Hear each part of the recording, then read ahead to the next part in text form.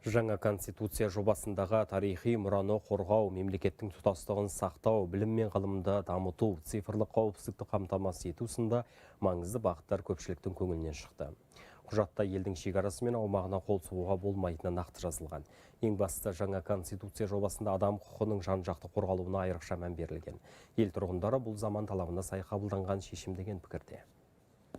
Тарихи мұра мен мемлекет тұтастығын қатар көрсетілуі бұл өте маңызды әрі орынды шешім.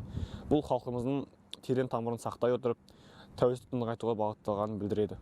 Жалпы елдің бір тұтас бөлінбейтін мемлекет екендігін нақты көрсетілуі бұл қауіпсіздік пен тұрақтылықтың белгісі деп санаймын.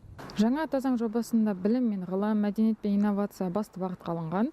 Бұл еліміздің болашақ дамуының негізгі көзі адами капиталдың сапасына, интеллектуалдық әлеуетіне және технологиялық дамуына тікелей байланысты екенін сипаттайды. Қазіргі қоғамның тұрақты дамуы білім мен ғылымға тәуелді.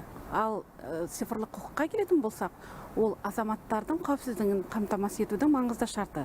Сондықтан бұны жаңа заң жобасына енгізуді өте дұрыс деп санаймын.